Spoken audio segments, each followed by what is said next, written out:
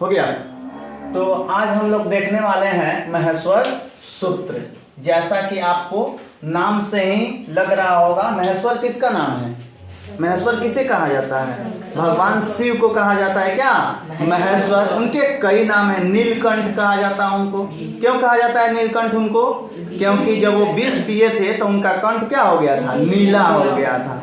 उसके बाद बगंबरधारी कहते हैं क्योंकि वह जो है मिर्ग का छाला वगैरह जो है लपेटे रहते हैं। उस पर से त्रिशूलधारी, डमरूधारी, सर्पधारी, अनंत नाम है भगवान शंकर के, जिसमें से एक नाम है उनका महेश्वर यानी महान ईश्वर।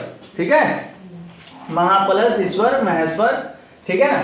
तो जब कहा जाता है कि जब वो डमरू बजाए थे, ठीक है ना, जब वो क्या किए थे? नानाद रकम नौ पंच बारम, जब वो डमरू बजाए थे कितना बार? 14 बार। तो यह महेश्वर सूत्र निकल करके आया था, जिसमें हिंदी के देवनागरी लिपि के जितने भी अक्षर हैं वो आपको सब इसमें देखने को मिलेंगे। क ख ग घ से लेकर के अ आ य र ल व सब है इसमें। ठीक है ना, सारा अक्षर इसमें आपको देखने को मिलेंगे। तो जब वो डमरू बजाए थे तो जो पहला जो है सूत्र निकल के आया था वो था अ ई उ र। कौन सी बोलो? अ ई उ र। ठीक है। अब इससे हम प्रत्याहार कैसे बनाएंगे? तो इस सब को पढ़ने के बाद हम देखेंगे कि प्रत्याहार इससे कैसे बनाते हैं। अगर हम 2 अक्षरों से चाहे ना तो यहाँ से यहाँ तक लिख सकते हैं, मात्र केवल 2 अक्षरों से। संस्कृत जो है बहुत ही प्यारी और रोचक भाषा है, बात समझ रहे हो, लेकिन इसको थोड़ा सा समझना पड़ता है। और आजकल की विडंबना ये है, मॉडर्निटी ये है कि लोग इतने मॉडर्न हो गए हैं कि संस्कृत को जानते नहीं है। नहीं तो सबसे प्यारी, सबसे मस्त और सबसे सुगम भाषा है संस्कृत। ठीक है। तो देखिए यहाँ पे होता है अयुड़ा रिलिरी का, उसके बाद तीसरा योंग, क्या योंग, उसके बाद योंच, उसके बाद हैरवट, क्या हैरवट, उसके बाद नड़ा, कौन सी नड़ा, यंगणनम, कौन सी यंगणनम, उसके बाद झवई, क्या उसके बाद घड़दसा, क्या घड़दसा, उसके बाद जबगणदसा, क्या जबगणदसा, उसके बाद फ फ च ट त व, ख प छ ठ थ च ट त व। ठीक है ना, ये 11 नंबर वाला सूत्र है। उसके बाद 12 क्या कर रहा है? कपय, क्या कपय, उसके बाद सहस्र, और उसके बाद ये रहे आपके 14 महेश्वर सूत्र। अब बच्चों मैं आप लोगों को यह बताऊंगा कि केवल 2 अक्षरों से अगर आप चाहें तो इन सभी अक्षरों को क्या कर सकते हैं? डिनोट कर सकते हैं, दिखा सकते हैं। जैसे उसको प्रत्याहार बोला जाता है। क्या बोला जाता है बाबू? क्या बोला जाता है? मार्कर क्या हो गया जी?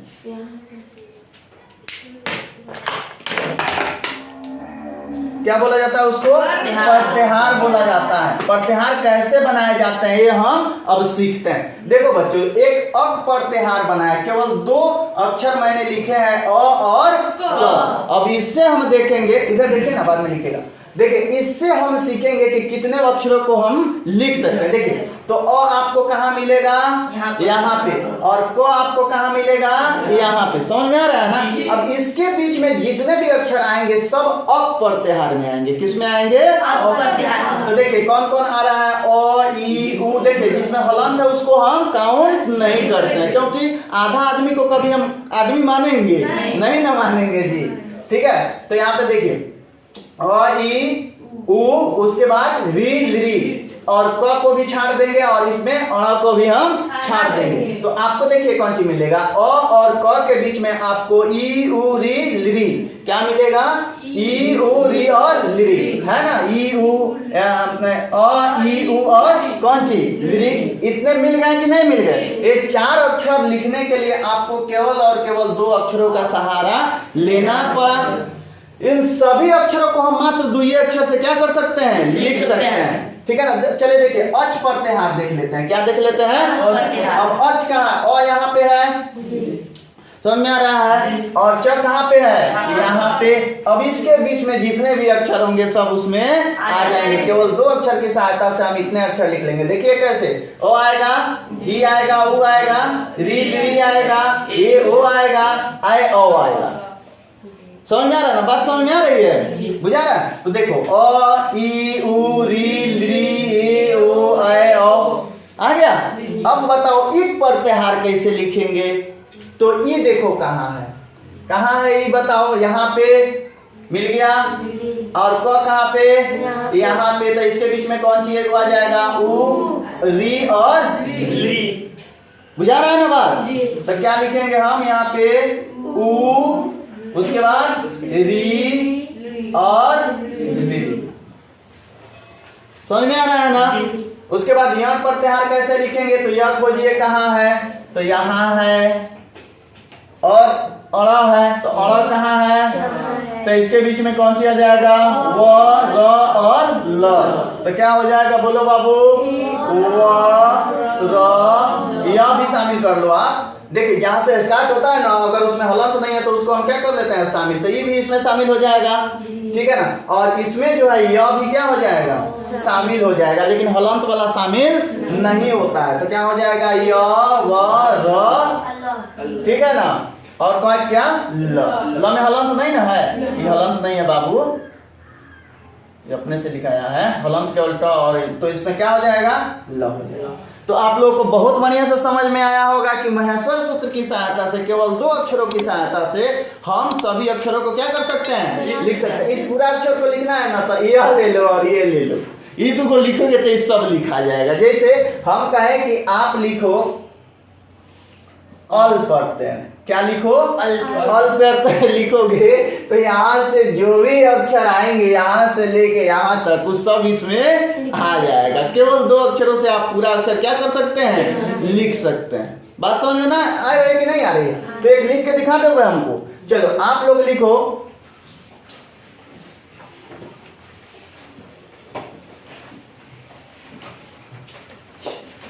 एच प्रत्यय लिख के दिखाओ तो जल्दी, एच प्रत्यय लिखो तो जल्दी करो। एच प्रत्यय लिखना है, अभी बाद में उतारना, तो लिख के दिखाओ।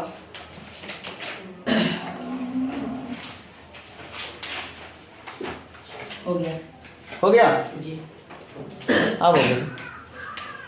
एच प्रत्यय आपको लिखना है, तो एच प्रत्यय कहाँ मिलेगा आपको, देखिए ये यहाँ पे मिल गया, और च यहाँ पे, बीच में क्या आएगा, ओ आए और ओ, तो यहाँ पे इसको भी शामिल करेंगे ना, तो क्या हो जाएगा, ए ओ और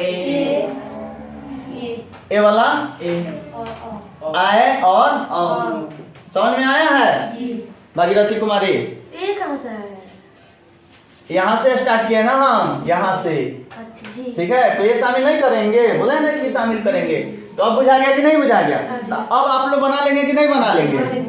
ठीक है, आप लोगों को समझ में आई कि महेश्वर सूत्र आयुंगा लिखा योंगा योचा है गटलाना यंगण नमा झबाई घड़ा दशा जवगड़ दशा ख फ छ ठ च ट तव कपय सस सर हला, ये सब हो गए कौन सी, महेश्वर सूत्र। और महेश्वर सूत्र की सहायता से हम क्या बनाते हैं, प्रत्याहार। आपको भली भांति ये सारी चीजें समझ में आई होंगी, और इससे आगे वाला टर्म जो है हम नेक्स्ट वीडियो में लेके आ रहे हैं। तब तक अपने दोस्त और होस्ट को दीजिए इजाजत। जय हिंद।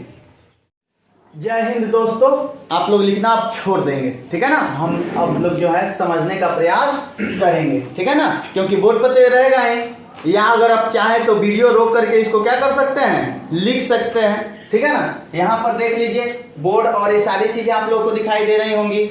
यहाँ पे आप वीडियो रोक करके इसको क्या कर सकते हैं, लिख सकते हैं। चलिए अब हम समझने का प्रयास करते हैं कि उच्चारण स्थान क्या होता है, उच्चारण स्थान क्या होता है, उच्चारण स्थान किसे कहते हैं। तो यहां से देखने का प्रयास कीजिए बच्चों कि हृदय से निकली हुई हमारे मुख में उपस्थित, ठीक है ना, हृदय से निकली हुई यहाँ पे जो है प्राण वायु होना चाहिए। क्या होना चाहिए, प्राण वायु।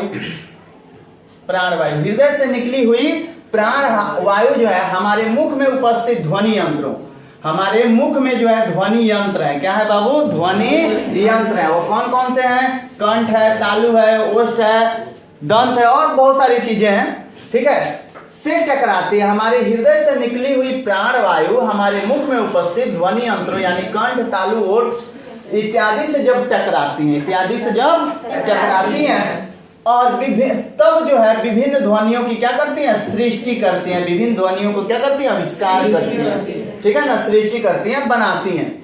जिस स्थान से प्राणवायु स्पर्श करती है, प्राणवायु या अंदर से निकली हुई जो हवा जो है, जहां जहां पे क्या करती है, स्पर्श करती है, क्या करती है, स्पर्श करती है, वही वर्ण विशेष का उच्चारण स्थान है। जहां जहां वो आके टकराती है वही किसी वर्ण का क्या होता है, उच्चारण स्थान होता है, ठीक है। यह निम्नलिखित है, ठीक है, जिसको अगर हम देखें तो यहाँ पे आपको दिखाई दे रहा होगा अकु विसर्जनिया नाम कंठ। क्या दिखाई दे रहा है बाबू आपको यहाँ पे, अकु विसर्जनिया नाम कंठ। इसका अर्थ हुआ कि अ आ कवर्ग, कवर्ग में कौन सी हो जाएगा बाबू, बोलो, क ख ग घ और अंग, कवर्ग इससे बोलते हैं। तो चवर्ग च छ ज ज, ठीक है ना, ये सारी चीजें। तो अ आ कवर्ग विसर्ग का स्थान जो है कंठ है, यानी इसको बोलने में जो प्राण वायु निकल करके आती है, सीधा बैठिए, प्राण वायु जो निकल करके आती है वह किससे टकराती है, कंठ से टकराती है। तब अ आ कवर्ग, और जैसे अ बोलिएगा तो इसमें वायु जो है किससे आके टकरा रही है, कंठ से। समझ में आ रहा है ना। तो इन सभी वर्णों को अ आ कवर्ग और विसर्ग को हम बोलते हैं कांठ्य। क्या बोलते हैं, क्या बोलते हैं बाबू, वेरी गुड। उसके बाद आता है इचुस्यानांग तालु। क्या होता है बाबू, इचुस्यानांग तालु। इसका अर्थ हुआ हर्षय, दीर्घय, चवर्ग, य और स का जो है जो उच्चारण स्थान है वो क्या है, तालु है। क्या है, तालु है। और इसलिए यह जो है तालव्य कहलाते हैं। जो तालु होता है ना, तालु जीभ के ऊपर, उससे यह बोले जाते हैं ई च, ठीक है, य स, ये सब जो है चवर्ग च छ ज, जब जाके सटेगा ना तालु में तभी आप बोल के प्रैक्टिस कर सकते हो और देख भी सकते हो। ये सभी के सभी क्या कहलाते हैं, तालव्य। तालव्य में कौन सी आते हैं बाबू बताइए, हर्षय, दीर्घय, चवर्ग, य स, ये सब क्या आएंगे, ये सब क्या होंगे बाबू, तालव्य। क्या होंगे, समझ में आ रहा है ना सबको। चलिए आगे देखते हैं। उसके बाद में ऋतु रसायन मूर्धा क्या है, तो जाइए, हो गया तो। और 6 क्लास वालों को बोल दीजिए बैठे रहने के लिए, इसको बंद कर, क्लास में रहेंगे उनको भेज दीजिए। क्या नाम है उनका, रवीश क्लास में रहेंगे, 6 क्लास में, पीछे वाला सारा चीज सुनिए। चलिए तो यहाँ पे हम देखते हैं ऋतु रसायन मूर्धा। क्या, ऋतु रसायन मूर्धा। इसका अर्थ क्या हुआ बाबू, तो ये बताता है री, ठीक है ना, और ये वाला जो वर्ण है इसको री ही बोला जाता है। टवर्ग, र और स जो है इनका स्थान जो है मूर्धा है। क्या है, मूर्धा है। इन लोगों का स्थान जो है क्या है, मूर्धा, इसलिए इन्हें हम मूर्धन्य बोलते हैं। क्या बोलते हैं, क्या बोलते हैं, इसको किसको, री, इसको और टवर्ग, र और स को क्या बोलते हैं, मूर्धन्य बोलते हैं। क्या बोलते हैं, समझ में आया ना, समझ में आ गया कि नहीं आ गया, बुझा गया। चलिए लिरितु लसानांग दंता। क्या है, लिरितु लसानांग दंता। सूत्र क्या है बाबू, लिरितु लसानांग दंता। इसका अर्थ क्या हो गया कि लिरि, तवर्ग, स, इन सब का उच्चारण स्थान दंत है। दांत अगर नहीं होगा तो ये सब बोलने में आपको क्या हो जाएगा, दिक्कत, त थ द। ऐसे जिसका दांत नहीं हो तो उससे इसको कहवाइएगा तब आपको बुझाएगा, उनको दिक्कत हो रही है बोलने में, ठीक है ना। लिरि, तवर्ग, स, ठीक है ना, तब बोलेंगे तो हो जाएगा थ, दांत नहीं होगा तो ये कौन सी कहलाते हैं बाबू, दंत कहलाते हैं। क्या कहलाते हैं, कौन कौन, लिरि, तवर्ग, स और ये सब क्या कहलाते हैं, क्लियर। चलिए अब आता है उपपद्यान पद्यमानियानाम, उपपद्यमानियानाम, ठीक है। ओष्ठई क्या होता है, ओष्ठई, यानी कि हर्षौ, दीर्घौ, पवर्ग, ये सारी चीजें जो है ओठ से कहलाते हैं। क्या कहलाते हैं, ओठ से कहलाते हैं, क्योंकि बिना ओठ की सहायता से प फ ब आप नहीं बोल सकते। ओठ पकड़ लीजिए दोनों तब बोल के देखिए, नहीं बोला जाएगा। बिना ओठ की सहायता से आप पवर्ग जो है देखिए प फ कितना बढ़िया सजाया गया, जो भी पवर्ग है प फ में आ जाता है, ठीक है ना। देखिए सबसे पहले क्या होता है, कवर्ग होता है। सबसे पहले बच्चे का कंठ शुद्ध किया जाता है, कंठ सही हो जाएगा। उसके बाद कंठ के बाद कौन चीज, तालु, आवाज यहाँ से निकल कर कहाँ आएगी, तालु पर, तो तालु शुद्ध होगा। उसके बाद में ऋतु रसायन, उसके बाद में जो है कवर्ग मूर्धा, मूर्धा जो है सही किया जाएगा। उसके बाद में कवर्ग से दांत सही किया जाएगा। दांत के बाद क्या होता है, ओठ, तो ओठ किससे सही होगा, तो ओठ सही होगा कौन चीज से, पवर्ग से। उसके बाद नाक वगैरह, जैसे यंग गणना नाम नासिका, ठीक है, च यानी इ म अंग अण न का जो है उच्चारण स्थान जो है नासिक है, क्या है, नासिक, ठीक है ना। तो यह अनुनासिक वर्ण कहलाते हैं। क्या कहलाते हैं बाबू, क्या कहलाते हैं, कौन कौन, इ म अंग अण और न को क्या कहते हैं बाबू, अनुनासिक वर्ण। क्यों, क्योंकि यह नासिका से इसका क्या होता है, उच्चारण होता है। उसके बाद में होता है एदौत कंठ तालु, क्या होता है बाबू, यह सूत्र क्या कहता है बच्चों, तो यह सूत्र कहता है कि ए ऐ का जो उच्चारण स्थान है वो कौन सी है, कंठ और तालु दोनों मिला करके, तो इसको क्या बोलते हैं, कंठ तालु। क्या बोलते हैं इसको, कंठ तालु। इनको क्या बोलेंगे, यहाँ पे लिखना चाहिए कंठ तालु, इसको बोला जाता है, कंठ तालव्य बोला जाता है इसको। तो इन दोनों का जो उच्चारण है ए और ऐ का, कंठ और तालु की सहायता से, ठीक है, बीच में मत बोलिए, ठीक है ना, बीच में बोलिएगा तो दिक्कत हो जाएगा। एदौत कंठोस्तम क्या हो जाएगा, नेक्स्ट जो है वो क्या है, एदौत कंठोस्तम। देखिए ओ और अ कंठ और ओठ की सहायता से बोले जाते हैं, इसलिए कंठोस्त्य इनका स्थान है और इन्हें हम कंठोस्त्य कहते हैं। सबसे लास्ट में आता है वाक्रस्य दंतोष्टम, ठीक है ना, वह का जो उच्चारण स्थान है दांत और ओठ। वह का उच्चारण स्थान कौन सी है, वह आप दांत और ओठ की सहायता से बोलेंगे। दोनों में कोई एक में अगर डिफेक्ट है तो बढ़िया वो आप नहीं बोल पाएंगे। तो इस वीडियो में बच्चों हम लोगों ने देखा कि जितने भी वर्ण हैं उनका उच्चारण क्या क्या है, और मैं पूर्ण आशा करता हूं और पूर्ण विश्वास के साथ कहता हूं कि यह सारी चीजें समझने के बाद आप इस काबिल तो जरूर होंगे कि बता दें कि कौन सा वर्ण का उच्चारण स्थान क्या है। नेक्स्ट इसी तरह के ग्रामर के वीडियो लेके हम पुनः उपस्थित होंगे, तब तक अपने दोस्त और होस्ट को दीजिए इजाजत। जय हिंद।